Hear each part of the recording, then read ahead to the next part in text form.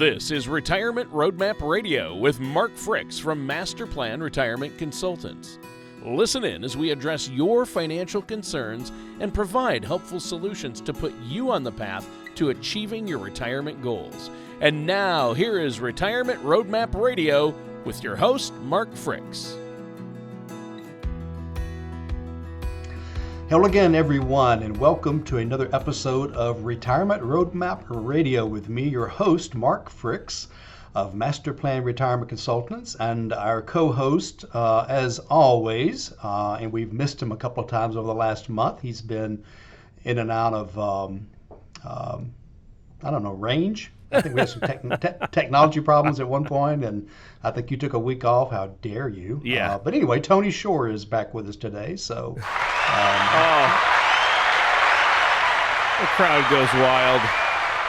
Thank you.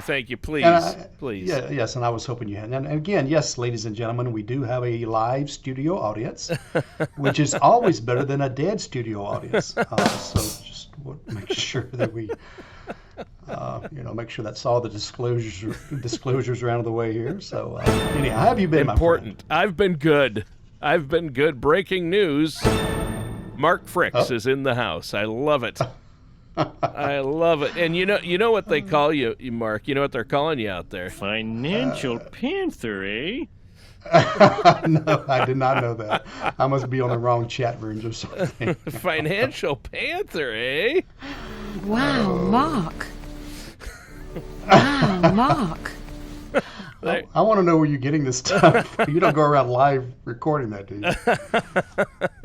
That's actually Tony live. He does impressions. So. You're right. Yeah, I've got a soundboard, a new toy, so that'll come in handy. That's all you needed. That's all I needed. I've been good. What more is there to say? How have you been, though, Mark? What's going on over there? Good. Yeah, it's crazy busy. The more people hear about what we do, the more they realize that, that we really fit a nice little niche for their retirement and how to be prepared. And we cover so many areas of retirement. And, it's just people are coming out of the woodwork. I mean, and of course we have a lot of things going on besides radio. We have our podcast. We teach a lot of classes, so people come through there. We are on Facebook a good bit. We're on LinkedIn. We have a great... referrals. Last year, I just finished up some analysis from last year, and almost 40% of our new clients came from referrals. And that means a lot to us. It means that our clients know that we do the job for them, and they want their friends to get help as well. So that's kind of neat. I like that. Yeah. And I think that's really neat. And I think it's great what you do. And we try to, each week here on the show, I know you try to provide a lot of great helpful tips and strategies for our listeners out there, and you're more than happy to meet with them personally. I know you love to hear from our listeners, so I want to encourage them to give you a call. Before we jump into the topic, what is that phone number where they can reach you? Sure, 770-980-9262, or as you know, Tony, a great way is also the website, masterplanretire.com. All kinds of resources there. We actually have a couple of books you can read right on the website. Just more information about the holistic approach to retirement planning, which is what we do, more about fiduciaries, and just really good stuff. So definitely visit the what is it? I think it's current events or upcoming events or something like that. I'm sorry, should know, right? It has a lot of our classes on there that are coming up about Social Security and income planning and all that kind of good stuff. So really a powerful website. We've put a lot of effort into it for it to be a resource for people to go to. So masterplanretire.com. That's awesome. Now, what's the subject today? What are we talking about today? Today we're going to be talking about long-term care, and I don't think we've discussed this a lot lately. It is one of the top 3 or 4 concerns for most people that are preparing for retirement, and the people it hits the hardest are middle class, because they don't perhaps have enough money to buy long-term care insurance, but yet they don't have what's a good way to put this? They have too much money to qualify for Medicaid. And so they're in this in-between spot. So, if you got $10 million, you can pay for your own long-term care. But if you've got $1 million or $800 or whatever, that could be eaten up in 3 or 4 years with long-term care, or maybe a little bit longer, but you get the idea. So that it's that middle class, middle to upper middle class, that I think is in the most danger when it comes to this. So we're going to be talking about some ways you can plan for that. What are some of the options you have? Right. And, I think a lot of people, they put off talking about or thinking about or planning for things like long term care. And I think it's overwhelming. Number one, you don't like to think about those things. Number two, and a lot of people have misconceptions. They think, oh, well, I'll deal with it when it comes, if it comes, or I'm never going to need that. Right? A lot of people, you Right. probably hear that a lot. I do. And the other thing you hear, well, I'll be on Medicare. Well, Medicare doesn't cover long-term care. So Right. that's the problem. That's is, huge, you know, yeah. it may cover the first, I think the first 20 days it covers like 80% or 100%. Then the next 80 days it covers a small portion. And then after that, you're on your own. So that's another misconception we hear a good bit of. So. Sure. Well, and yeah, there are misconceptions out there. So it's good we're talking about this, and that's tip number one. Medicare is not going to cover long-term care. But Mark, long-term care is outrageously expensive, right? I mean, my mother was in long-term care for a while, and now she's at home getting at-home care, which is, I think, much better. But some people need the long-term care, and they say 1 out of every 3 people will need long-term care, and chances are you or your spouse will need it. So how do we cover those costs? I mean, it was, in the middle of, the Midwest in a small town, it was $8,000 a month. So, Right. Yeah, I think the national average right now is 92,000 a year for a facility. Now, assisted living is a little bit less, and then home health is less than that. But still, you talk about somebody. Let's say it's a single person, and so there's not somebody there to take care of them. And if they can be taken care of at home, but you need even just a sitter coming in is 15 to 20 bucks an hour. And if you're doing that for, 60 to 80 hours a week, that's a lot of money. That's $100,000 almost right there. So people say, well, I'm going to stay home. I'm just going to stay home. Well, that's not always a possibility. We've had several people in our family that have developed Alzheimer's, and there comes a point that it's dangerous for them to be at home. So you can't just say, hey, we've always taken care of our own. And that's really good. And I was also talking the other day to an asset protection attorney, and she said what they're seeing is people that take care of a loved one at home end up sometimes dying before the person they're taking care of because of the stress, because of having to be there all the time, not taking care of themselves, not going to the doctor themselves. And they're actually either not living as long as they should have or actually dying before the person they're taking care of. And she says they are seeing that more and more often as well. And I had not thought about that, but I can see that happening for sure. wow. Well, and yeah, it's something to think about, and you have to have a plan in place then. And I'm eager to dig into this topic because, a lot of people are frustrated and, well, how am I going to, deal with that cost? Right, right. Well, and I want to start off first of all is what is long-term care. So Sure. that's basically someone that needs care either due to a disability, it could be illness, accident, cognitive impairment such as Alzheimer's, or just too old to take care of themselves. And it's kind of usually measured by can you perform activities of daily living. And so that would be like eating by yourself, bathing by yourself, dressing yourself, continence, transferring, from a bed to getting up or whatever, and toileting. And so long-term care traditional insurance is triggered by losing 2 or more of those. And so that's kind of what triggers the need for long-term care. And again, let's say that there's some memory loss, but they're not too bad. Well, you still need somebody to watch them, because I know a family member of mine was putting silverware in a microwave and turning it on 30 minutes because they didn't know what they were doing. And so, imagine what could have happened if we hadn't caught it, or trying to cook for themselves and leaving the oven on or the stove or whatever. So, it could be something again as simple as just somebody coming in a couple times a week, It could be memory care, it could be assisted living. I know I've got a couple of clients that are in assisted living apartments. So there is some care, but and they got somebody there in case they need somebody. So that's not expensive. One of my clients has a one-bedroom a senior living apartment, pays $2,400 a month for that.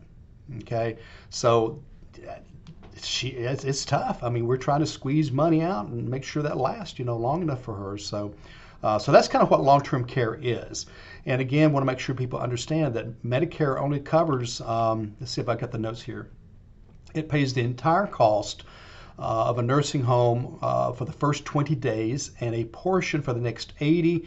After that, you're totally on your own. So then you're either going to go one of the traditional routes. I'm going to mention a few things today that maybe people have not heard of before and that are becoming really popular as well. So, kind of the traditional route is long-term care insurance. And back, gosh, in the 80s and 90s and even the early 2000s, our firm sold a lot of that. And because it was not that super expensive, a couple could get it for maybe $2,500 a year. It had not gone up in forever, so that was kind of the assumption, hey, this won't go up. And then it was not that difficult to get. Well, those days are gone. They have really trimmed the policies down. Yeah. A lot of the bells and whistles are gone. Now a couple's probably $4,000 to $5,000 a year. They are going up every few years. So imagine keeping one for 20 years. It gets unaffordable and you drop it, and you just paid, what $5,000 a year times 20 years. That's $100,000, isn't it? Yeah, yeah, that's that you crazy. That you just threw away. So I'm not saying.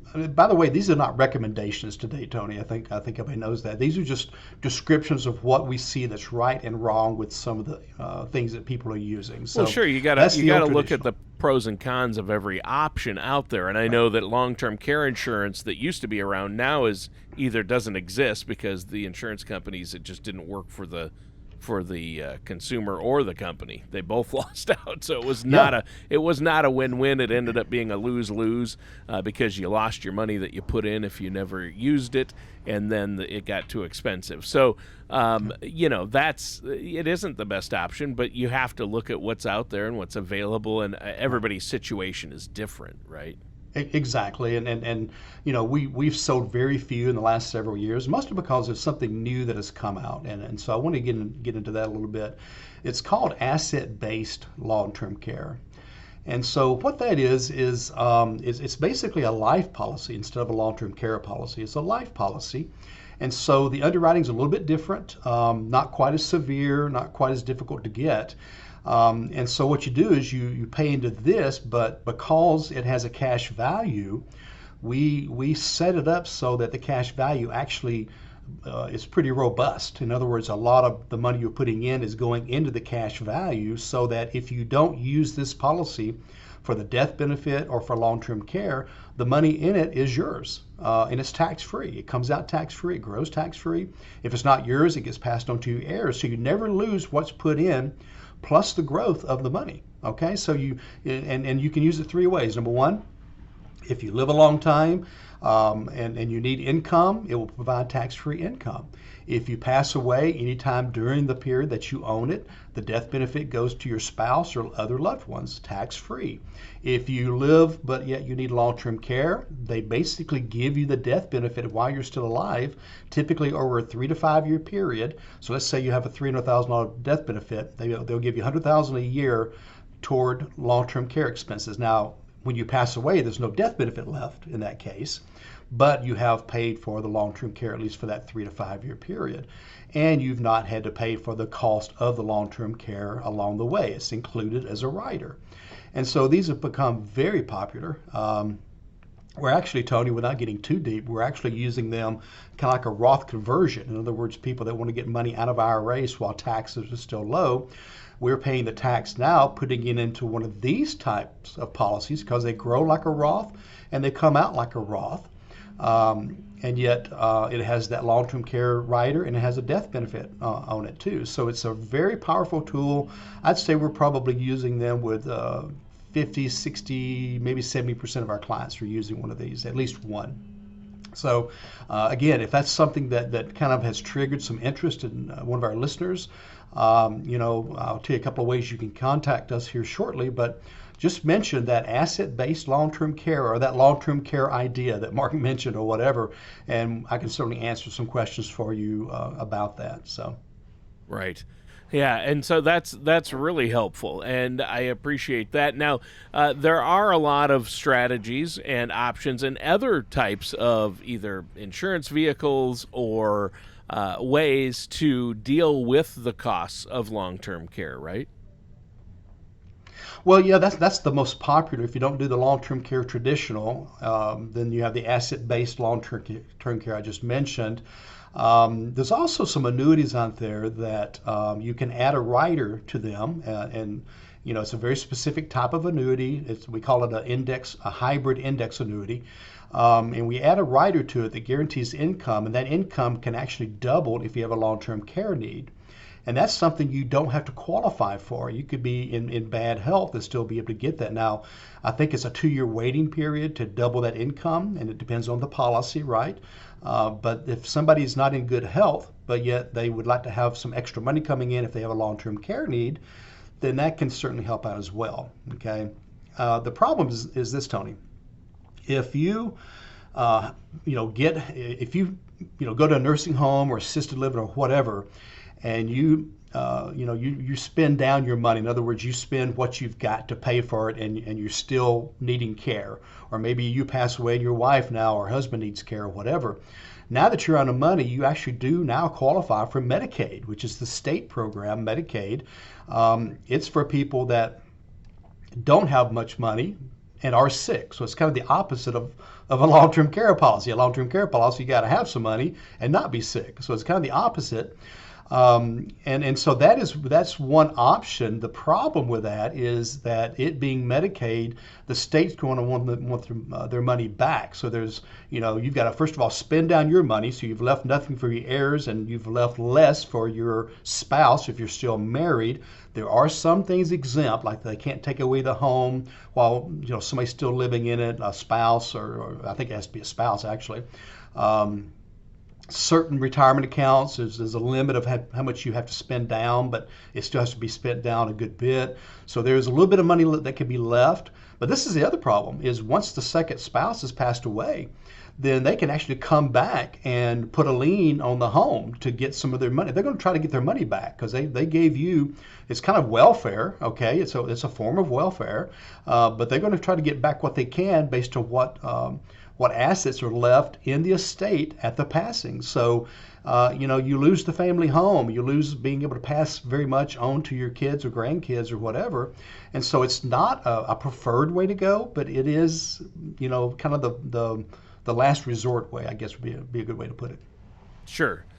And I like the fact that if you have something like a fixed index annuity, you can get a long-term care rider where if you need long-term care, the amount increases to help you cover it. And that's a nice tool. I think there are great riders out there, so there are still some insurance options, and then your money also, you're not throwing your money away that you put into it. So Exactly. I think it's great to know that there are these different options. But regardless, you have to have a plan in place, right? And you have to look at what's going to be needed down the road, and that's hard for some people to do, but that's what you've helped your clients do, is plan ahead for healthcare costs in retirement, which includes that's part of the long-term holistic care. approach. Yeah. Right. Exactly. Yeah, sorry, I didn't mean to interrupt you, Tony, but yeah, it is part of the plan. It is something we consider. We'll start off when people first contact us. We'll run a succession of reports that will show where their weaknesses are. One of them we'll run is a long-term care need report, and it will show the effect on the household if or if it's a single person, if you have a long-term care need, and what it will do to your assets, and what it will leave the surviving spouse if there is a surviving spouse. And so that will highlight, do we have an issue here? Do we have a problem? If so, let's come up with a strategy to cover it. I've already covered, 3 or 4 strategies already. I got one other we're going to cover here in just a moment, but it's different for everyone, and we approach it differently depending on the situation. Right. And I think that's great. Now, we should probably take another minute here to let our listeners know, Mark, how to get a hold of you. Yeah, again, the website's a great way to get a hold of us, masterplanretire.com. Not only does it have a lot of great resources, but it has a little button right there on the front page that says schedule an appointment or schedule a time or whatever. You push that button, my calendar comes up, and you can choose something at your convenience. It's typically a 30-minute to an hour Zoom call. Or it could be a regular call if you want to, but sometimes I like to share things on screen with you that might be important for you to learn or see.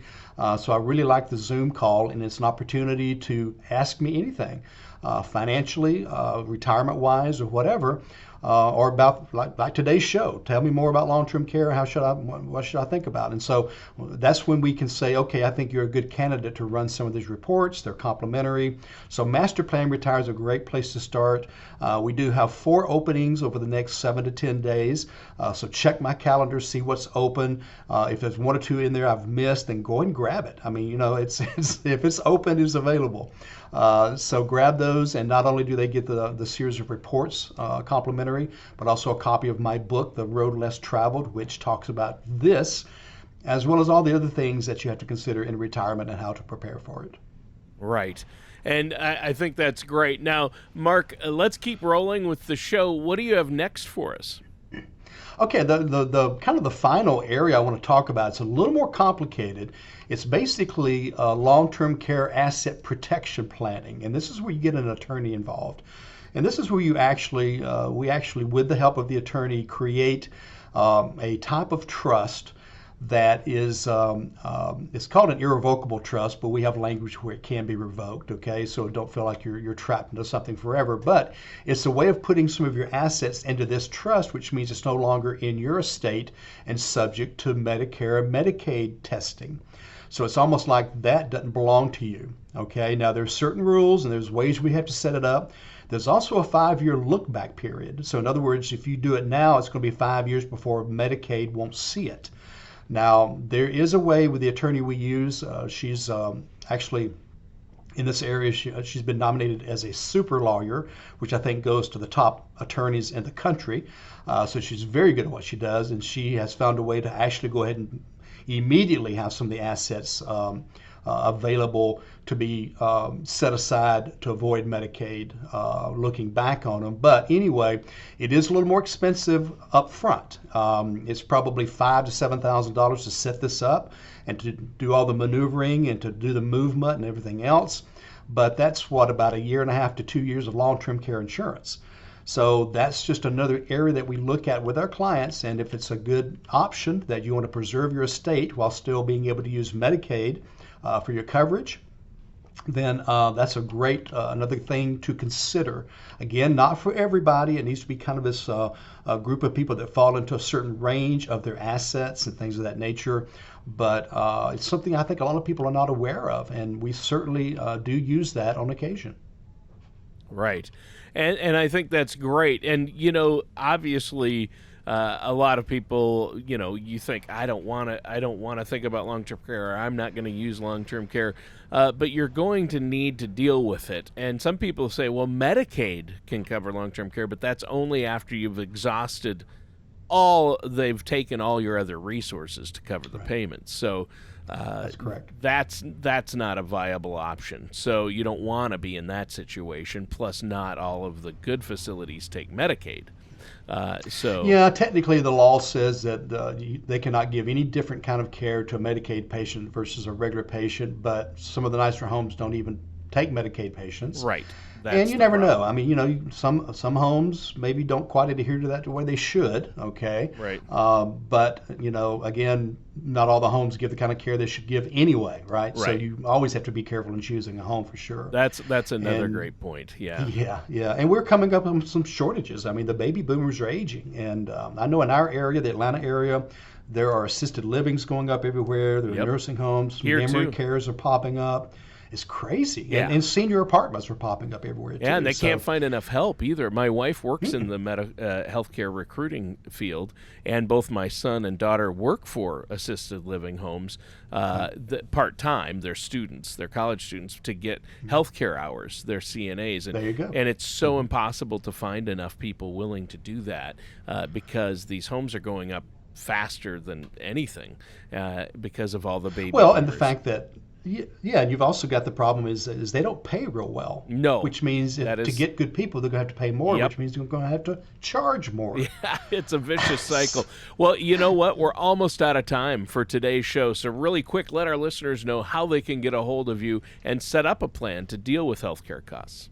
Yeah, again, a great way is the website, masterplanretire.com. It's complimentary. Push the button that says, schedule an appointment. It's you'll get an email confirmation along with a link to the Zoom meeting at the appropriate time.